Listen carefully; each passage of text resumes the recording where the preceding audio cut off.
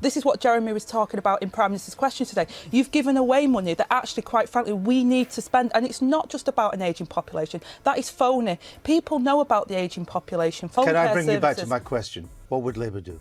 Well, we've already talked about, I mean, some of the taxation decisions that the government have made around inheritance tax, capital gains tax, corporation tax, where you've given away money for some time. We've cut the criteria so people can't get community care. We treat our older people at the moment like dogs. It's a disgrace. We shouldn't do that. But, excuse we should me, be investing and putting the money in the primary care Would you services. reverse the cuts on corporation tax? Angela Rayner, once hailed as Labour's rising star, crumbled under Andrew Neil's relentless questioning. Her stumbling responses and inability to defend key Labour policies have sent shockwaves through British politics. Would you reverse the cut in corporation tax? But I'm telling you, Andrew, that our priority is you're not telling me the question. I am. I'm answer. saying that the cuts in corporation tax, the cuts in inheritance tax, the cuts in capital gains tax. But where was the... I think that the cuts on corporation tax are missing a point because we need that money.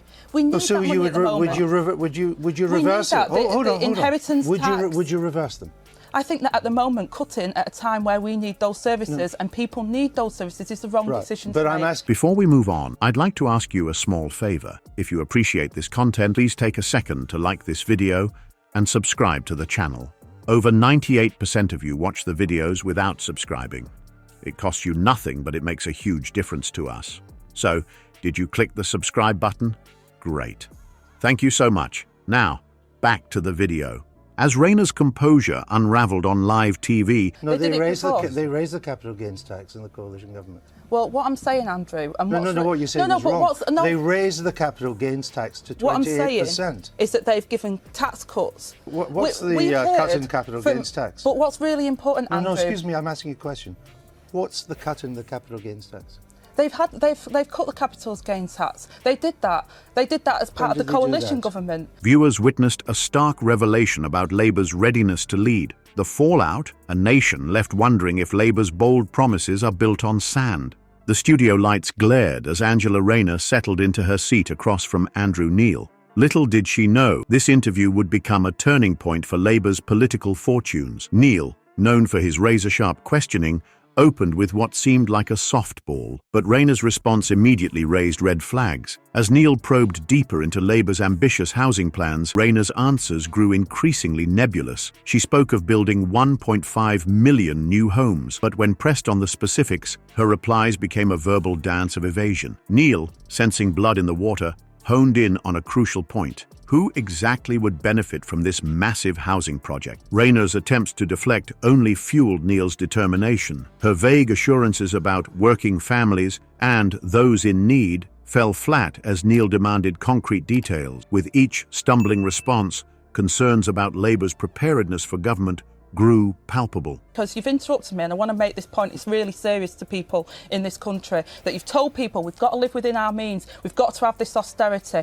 to absolutely the richest in the country, at the same time where they've told the poorest people in this country over the past, it is true, at the same time that you've told the people in this country over the last 6 years, we've got to cut our coffee. No, let me finish this point. The tension in the studio ratcheted up as Neil shifted gears to Labour's proposed capital gains tax policies. It was here that Rayner's facade truly began to crumble. Her explanations revealed a fundamental misunderstanding of basic tax principles, leaving viewers stunned. Neil, ever the skilled interrogator, pressed harder. He laid bare the inconsistencies in Rayner's statements, exposing gaps in her knowledge that no amount of political spin could cover. As the interview drew to a close, the damage was done. Rayner's performance had not just been poor, it had been catastrophic, but the real impact was yet to come. As the cameras stopped rolling, political commentators were already dissecting the interview. Clips of Rayner's most egregious blunders began circulating on social media. What had started as a routine political interview had morphed into a watershed moment for Labour's credibility. The fallout from this disastrous encounter would ripple through British politics for weeks to come, forcing Labour to confront uncomfortable truths about their readiness to lead. As the dust settled, one thing became clear. Angela Rayner's stumbles on live TV had set in motion a chain of events that would reshape the political landscape. The aftermath of Rayner's interview unfolded like a slow-motion train wreck for Labour. As clips of her fumbling responses spread across social media, the party's approval ratings began to nosedive. Political analysts wasted no time in dissecting Rayner's performance, questioning not just her competence, but Labour's overall readiness to lead. The court of public opinion, fueled by an endless stream of memes and video snippets, seemed to render a harsh verdict on Labour's vision for the future. Conservative opponents, sensing blood in the water, pounced on the opportunity to attack Labour's credibility. They painted Rayner's stumbles as symptomatic of a broader incompetence within the party, raising doubts about Labour's ability to manage complex economic and social policies. The relentless barrage of criticism only served to deepen the public scepticism. But perhaps the most unexpected consequence of Rayner's disastrous interview was the surge in support for Nigel Farage's Reform Party. As disillusioned voters looked for alternatives to the traditional political establishment, Farage's anti-elite message found a receptive audience. The Reform Party's rise in the polls sent shockwaves through Westminster, threatening to upend the established political order. Inside Labour's headquarters, panic set in. Party insiders scrambled to contain the damage, but their efforts to craft a coherent response fell flat. Every attempt to explain away Rayner's performance or reframe Labour's policies seemed to backfire, further eroding public trust. The leadership found itself caught in a vicious cycle of damage control and declining credibility.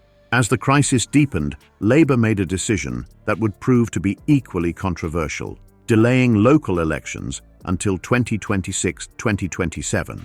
This move, ostensibly to allow for boundary changes, was immediately met with accusations of cowardice. Critics argued that Labour was simply trying to buy time, hoping the public's memory of Rayner's interview would fade before facing voters at the ballot box. The cumulative effect of these events was a profound erosion of public trust in Labour's vision for the future. Voters who had once been excited by the party's bold promises now questioned whether Labour had any real plan to deliver on them. The gap between political rhetoric and actionable policies had been laid bare, leaving many to wonder if any party truly had the answers to Britain's pressing challenges.